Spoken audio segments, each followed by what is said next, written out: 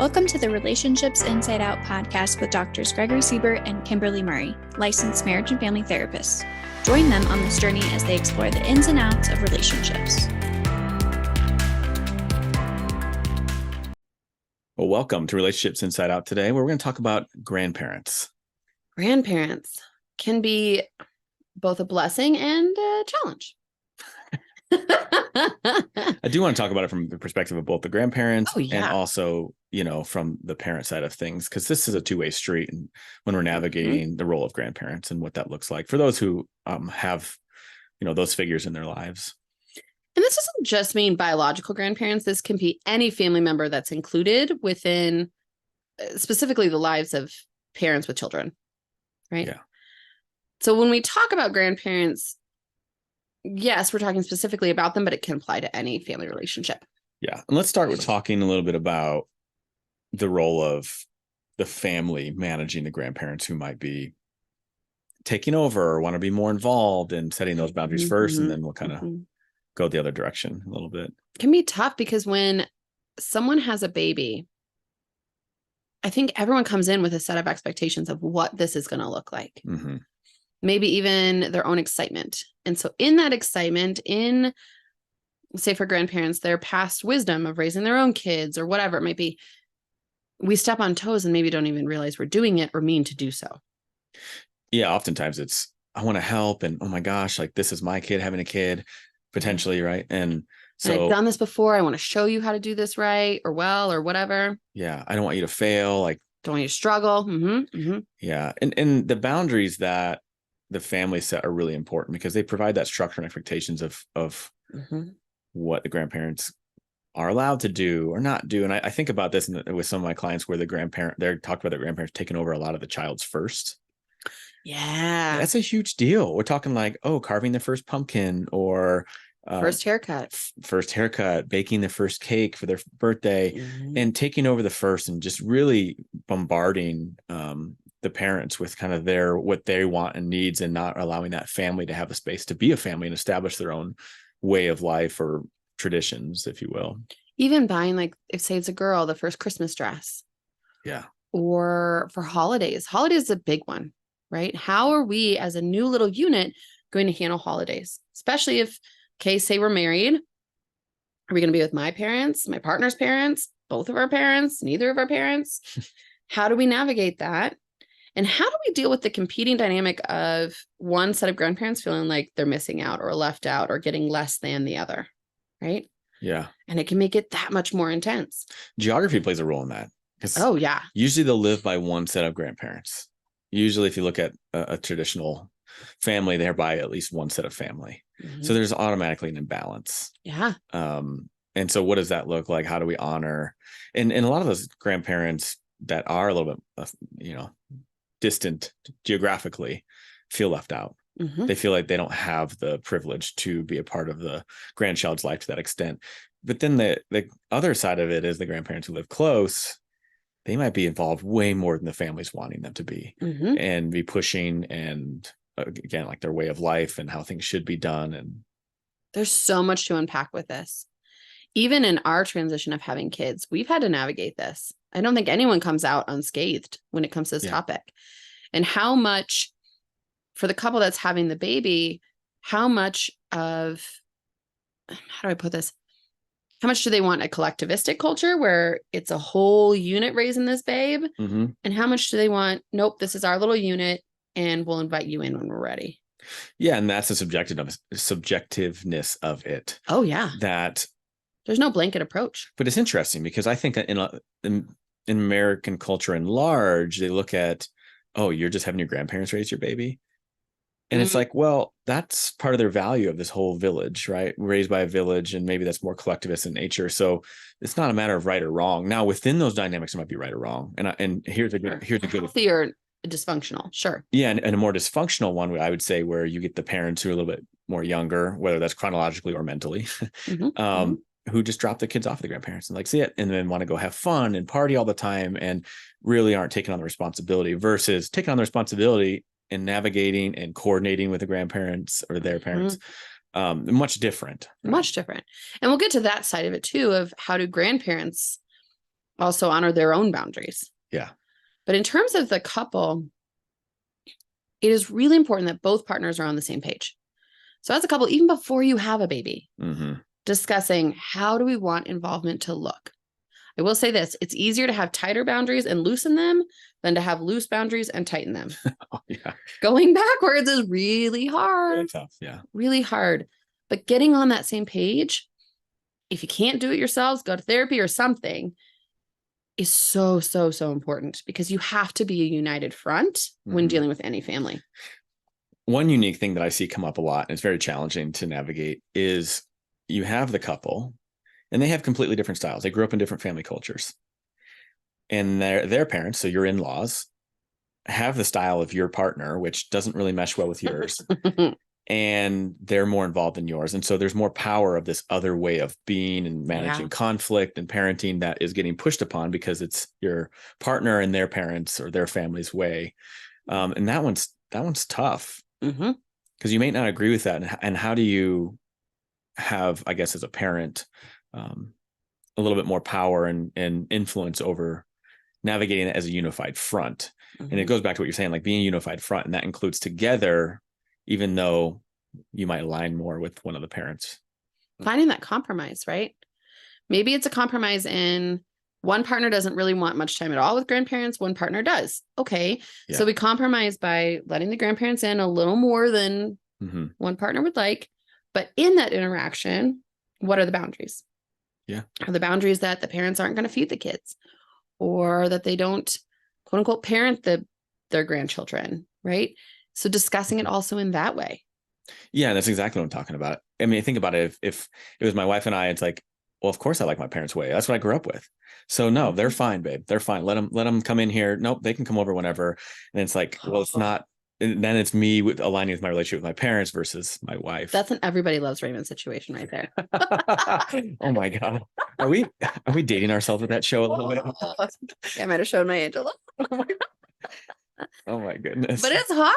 Balance. But they're a unified front when they go to turn off all the lights and close the doors and then sit by the door. Yes. Yeah. But it starts even in pregnancy, right? Whether I'm going to say mother-in-law, it's not always mother-in-laws, but they tend to get the rap for this. If it's, well, you need to be eating blank, or you shouldn't be running, or you need to do the nursery in this way, or you need to birth in this way. Or depending on the generation, some home remedies that they did. Oh, Lord Jesus. So bad. I didn't mean to trigger you. Luckily, we didn't run into that problem. But even with birth, who's going to be at the hospital? Who gets to hold the baby first? Yeah. Who gets to see the baby first? When do grandparents even get to come and see the baby? Are they there at the hospital, or are you waiting 4 weeks? Yeah. It's really interesting because every couple does it a little different. And it's not about what your friend did, right?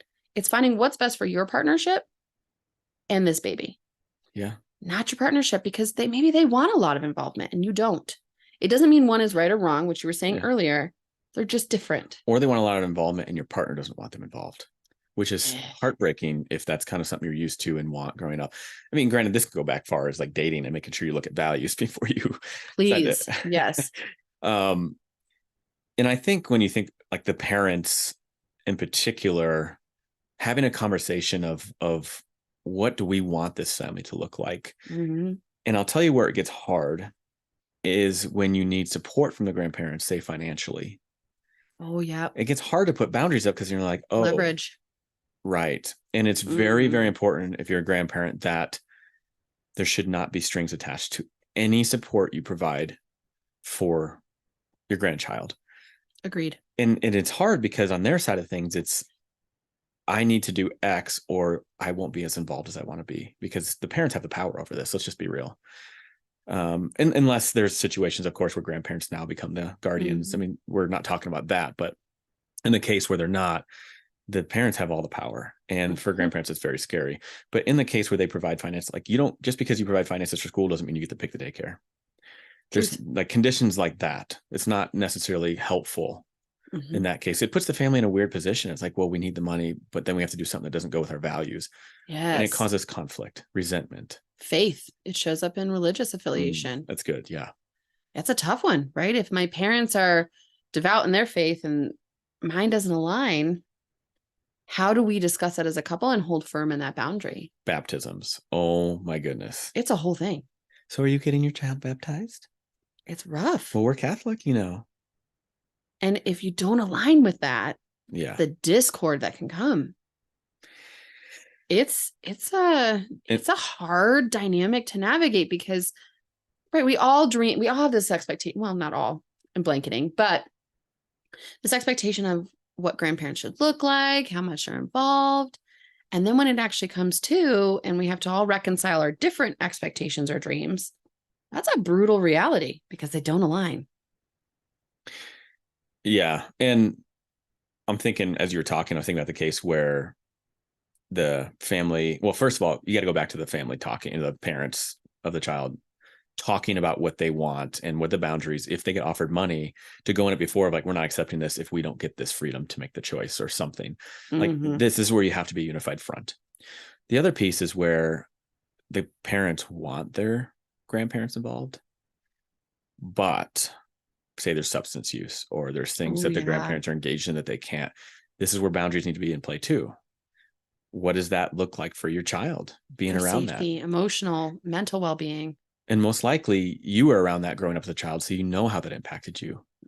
So thinking about, do I really want that to be involved in my child's life to that extent? And if so, what are our parameters? What are our boundaries? Like, what's our escape if we go in and this is the case? We're not going to let them watch them without us there. Or yeah. And we see differences in grandparents, right? Maybe one set of grandparents is healthier or more mentally fit or whatever than the other set. And then we have this imbalance of boundaries, but it's necessary for the safety and health of the family. This is not easy. No. Right. This is one of those hard parts of having a child that they don't talk about. Ever. It's all romanticized, sensationalized. And then you have a child, you're like, wait, why do we have so much conflict with my parents? I feel like I'm losing them, or they feel like they're losing us. And yeah. And working with couples, and I know you work with couples in this phase too, before, when you're expecting, this is a conversation I have them have. Is what are the roles of your parents in, and to what extent? How do you balance that out? Even writing it down so that when there's a discrepancy later, when we're tired, when we're not thinking straight, we have this almost playbook as a couple. We can revise it together, but we have to revise it together, right? Yeah. It can be so important. And all this starts going back to having conversations about your values and expectations in the dating phase, hopefully. Because I would say anecdotally, and I think you see this in some of the research too, but a lot of couples just slide really into having kids. Well, we're dating and we like each other enough. Let's get married. And then the next thing is a house and then kids. Or sometimes it's unplanned. And that happens. But as soon as you know, start talking about it. Okay, now grandparents, I'm coming for you next, right? Also, part of it is respecting your kids' boundaries. If they're setting these boundaries, try not to sit there and rail against them all the time, right? This is something a lot of my clients have encountered, even I've encountered, of setting a boundary and feeling like it's being pushed and pushed and pushed. And that's exhausting for the parents. And all that does is make a greater space between parent and child, not smaller. It pushes them even further away, right? And it's important to not personalize the boundaries that they're putting up. And the reason why is oftentimes I look at boundaries as a way of control for their own stress that they feel. And it might just be overwhelming. It might not be what you're not doing or doing. It could just be a product of the stress. Another part to depersonalize is your grandchild's behavior. Yeah. I see a lot of times the grandparents that they smiled at me. They didn't talk to me today. They ran upstairs. These are children. These aren't adults who are actively thinking how I'm going to hurt my grandparent or they didn't react to my gift. They didn't react to my gift in the way that I expected. Really, really important not to personalize this. That they're not thinking like this. They're not at the adult capacity and have the brain development to say malicious intent. They don't have malicious intent. Yeah. No. Or one that we often hear about is that grandparents will say, like, give me a hug. And if the kiddo says no, you're going to make me sad. Nope. Oh, God. Nope. Kids are not responsible for your emotions. And soapbox, and kids have the right to bodily autonomy. So as parents are setting their own boundaries, also honoring the grandchildren's boundaries. as they're getting older, if they say like, no, I don't want to hug, or no, I don't want to do that activity, barring something for safety or like putting on shoes, necessity kind of things, try to honor those boundaries too. Mm-hmm. I know as grandparents, the hug is a sign of love. So to them, it's, well, I just want to give them love. Mm-hmm. And we have to be careful that the message that's given, it doesn't come across as love. It comes across as, you have to do what I want. Right. Yeah. And that's the personalization. The reason if you don't give me a hug, it makes me sad. Well, it makes you sad because you feel like they don't love you because of the hug. And that's not the case. It's not it. Yeah. Or if, they didn't want to spend the night with me. And I see this also cause stress or conflict between the parents. Well, they, I hear the narrative, well, I think it's because my daughter-in-law or my son-in-law, they don't all the time. It's what they say about us. I don't know what they say. And it's like, it's a lot of times it has nothing to do with them. A lot of parents are barely above water, maybe sucking through a straw to breathe because they're overwhelmed. They're trying to navigate their lives. And kids are creatures of safety. Yeah. And and comfort. They may not want to hug because they doesn't feel comfortable. Like it has nothing to do with the person who's giving the hug. It just has to do with, that doesn't feel good for me right now. And a great way to do this is have a conversation that is, no defensiveness or anything, of curiosity, of, hey, like I've noticed that I haven't gotten to see, or, Sonny hasn't slept over in a while. And it's like, I would love for that to happen. Like, where are you guys at? Is everything okay? Like having a conversation with the parents about this, curious, and assert your need in that and talk about it. You're allowed to be frustrated if your needs aren't being met, because you do have needs as a grandparent. And I hate that there's not a lot of rights for grandparents. It makes me sad. Going back to the parents control, I've seen a lot of things where the parents, just because there's like conflict there or resentment, and they just completely. It does. And the reality is grandparents' needs are secondary. They are. And that's brutal. I mean, it's a brutal reality, but their needs and desires are secondary to the parents. Yep. At the core of this, parents are the parents of their children. Mm-hmm. And they have first right of refusal on anything that happens. Yep. And that's hard for grandparents to reconcile. It is. And they do still have needs that are important to them and should be communicated, but it might not go your way. Mm-hmm. The important thing is to have a conversation, know that they're, how can we work towards developing this relationship that I'm hoping to have with my grandchild? So tip for grandparents too, if your child is setting a boundary or your grandchild is setting a boundary, really try to honor it. Saying things like, well, I wouldn't do it that way. Or, questioning them. Well, why would you do that? Mm-hmm. Or purposely trying to find loopholes in the boundaries. Mm-hmm. All that's going to do is push your grandchild even further away. Mm-hmm. So really try to lean away from doing that. You can be curious though, and say, absolutely. Oh, interesting. Like, tell me a little bit about what your thoughts are behind that. Like, what is your, or I want to learn from you. Yeah. What is your goal, I guess, for this? Sure. Is there something that I'm doing or not doing that you would want more or less of? And being curious, because again, it goes back to like the secondary need, being secondary to the parents. So being curious, not getting defensive. I mean, it sucks. It feels like it's walking on eggshells for grandparents. It can. It sure can. Yeah. Even in the context of where now the parents just throw the grandchildren at the grandparents, and which is also not helpful.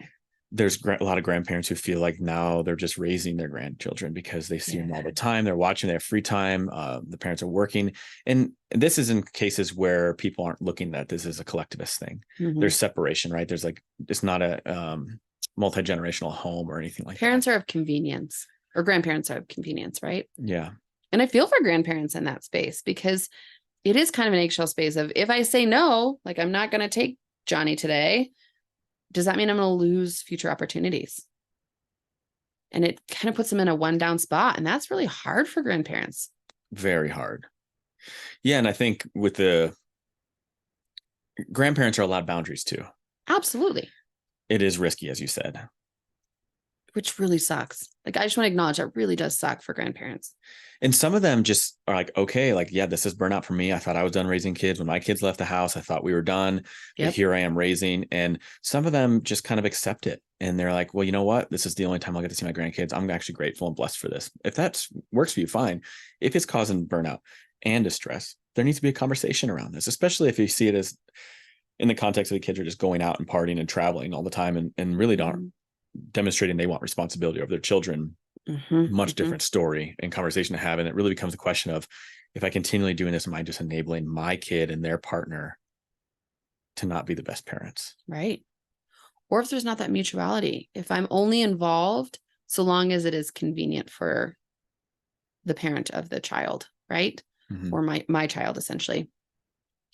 If it only feels like I get to be involved when it's convenient, that doesn't feel good either. Yeah. It's a real hard place to be. Yeah. I empathize with grandparents. Yeah, give some examples. What would be some examples of like the convenience? So like you had said, like just dropping them on doorstep, or you can only come over when I need a break as a parent.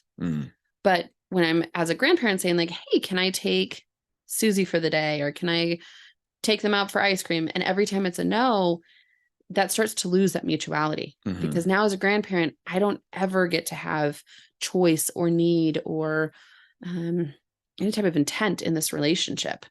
It just becomes kind of inertia based on what the parents want. Yeah. It's reactionary. And that doesn't feel good. Yeah. Reactionary. My time with the children, grandchildren are reactionary based on how the parents are feeling.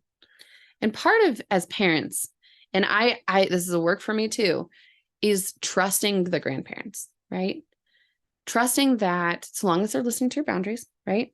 If they're listening to your boundaries and are doing it, say, even 85% correct, give it to them. Give them the trust. They're not going to do it exactly as you would. And we have to remember that as parents, that no one is ever going to parent exactly like you would, ever. No. And grandparents might spoil a little bit, might mess it up a little bit based on what you would think messing it up looks like. Okay. Allow for some grace. So long as the 85% is there, allow grace for that 15. One thing that I've seen help parents build that trust. Yeah. Because even if they trust their parents, they're new parents now, and there's a lot of anxiety around it. Oh, yeah. So it's going to be there naturally. It's not personal for the especially with the phrase, everything has changed since you raised kids, Mom. You don't know now. Go ahead. One thing that can help build that trust is if the grandparents get in the habit of just asking permission for things that they feel are important. Like, hey, is it okay if I take, Susie or Suni to X today? I know you guys haven't and have wanted to do that. Is that something that you'd be okay with me doing? And it lets the parents know that it's collaborative and you don't want to take away from special moments that they might have, because the parents might have these ideas of how these things should look. And that's really important. So just getting in the habit of permission of what can I... Even sweet treats, because sweet treats can impact child behavior or how they are at home. Is it okay if I give them ice cream? No, we really don't want Johnny to have ice cream tonight. Okay. What are some other things that would feel okay for me to give him? Right? Medicine's a big one. Ask before you give any medication to a child. I shouldn't have to say this, but we do. Yeah. Right. Where grandparents just assume it's okay, or it's okay to give them this herbal tea or what. No. Ask. Ask. Yeah. And think about that. If you're a grandparent, think about if your parents were in that situation and asked permission from you of things like that, more of in a curiosity, collaborative way, how that would have made you feel, if that would have built trust. Oh, yeah. And it's generational differences, right? When, say, like my parents were just having me, the way that grandparents interacted was different. It was expected that we just let grandparents kind of take the lead. Yeah. Things have changed. And that's what's tough, is there's this big generational gap. That's true of anything that we talk about, right? That there's generational differences. Honor them. Try to talk about it with across the board, whether it's grandparents, parents, the kids, talk about it openly. Yeah. This doesn't have to feel like eggshells where we're scared to bring it up. My hope is everyone's talking about it, talking about what they need, what their expectations were, what their disappointments are. You mean if I'm a grandparent, I shouldn't say, you're going to let your kid go outside without a coat? Yeah, it doesn't help. I'm here to tell you firsthand, it doesn't help. No. So I'm curious of your thoughts, Kip. Yeah. What happens, and what are your thoughts on parents who use their children as leverage and punishment, withholding for grandparents? I see this too often, where because I'm mad at my parents or because I'm mad at my sibling or whatever, I'm going to keep them from you. That's incredibly toxic. Unless the grandparents or aunt or uncle or whatever are unhealthy and thus should not be around your child, please do not leverage the kids. And not unhealthy because you're like, they're unhealthy because I'm mad at them. Like truly unhealthy, whether it's addiction or abuse, really big mental health issues, right? Yeah. Big rule in our family. We've said this from the beginning of having Harper, because we've had discord. Families do, with my parents, my husband's parents, our siblings, whatever. No matter the discord we're having, our kids are not involved. Right. So if I'm having a conflict with one of my siblings, they still get access to my kids, because my adult conflict has nothing to do with my children. Yeah. Don't take away that relationship or that love for that child as a tool or a weapon. Yeah. It's so gross, that leverage. It happens all the time. Yeah. Similar to the grandparents with financial support, not using that conditional. Same with the parents. Don't use them seeing your children or their grandchildren as conditional. I hear that all the time. If you want to see Johnny today, then you, right? Yeah. Or, well, since you're rude, you don't get to see your grandkids anymore. We can't say things like that, because that doesn't just hurt the grandparent or the parent. It hurts the kids. It hurts the child too. Yeah. And this is a conversation that has to happen early on. Oh yeah. Of our goal and our value is that they get time with the grandparents. That value should not change because of how you feel about them. And again, unless it's unhealthy and there's a lot of stuff we talk about. Sure. It should not be conditional. But discord is not a reason, right? Just because I get an argument with my mother-in-law doesn't mean my kids don't want to see their grandma. Yeah. Doesn't mean she's want to see them. Remember, and I try to tell this to people, arguments are A and B. They're not A, B, C through Z, right? If I'm having a discord with my mother-in-law, it's between me and her, not me, her, my father-in-law, my husband, my neighbors, my kids, none of that business. And this is what I said earlier. It's really tough as a grandparent, like because of the rights issue is you'll get these, I'll just say the stereotypical daughter-in-law who's evil, right? Based off of grandparents thing. And they are withholding the grandchild. What does the grandparent do? There's not much. This is what's very sad and heartbreaking, because it actually is hurting the child. So. And it hurts the grandparents. It has this mass ripple effect to really assessing what you want this to look like on both sides. Be open to what grandparents expected versus what's happening. Be open to hearing their hopes or thoughts. And, a lot of people think, again, as we've had in previous episodes, we talked about the myths of therapy. Is family therapy is a great avenue to go. Nothing has to be wrong, but it could set you up beforehand, kind of like premarital counseling, like counseling before the baby comes or when it comes, of what do you guys want this to look like? How can we navigate these boundaries? Because I think being in that contact with a therapist can help keep it balanced and help reduce defensiveness for the grandparents and really allow it for a conversation. So there's, I guess, healthier dynamics moving forward. But honoring each other's boundaries. And I say each other's, it's not just one way or the other. Yeah. Right. If grandparents say, like, I don't want to spend more than 3 hours alone, honor that. Don't question them. Don't make them feel shitty about it. Okay. 3 hours is your max. Cool. We'll be back in 3 hours. Right.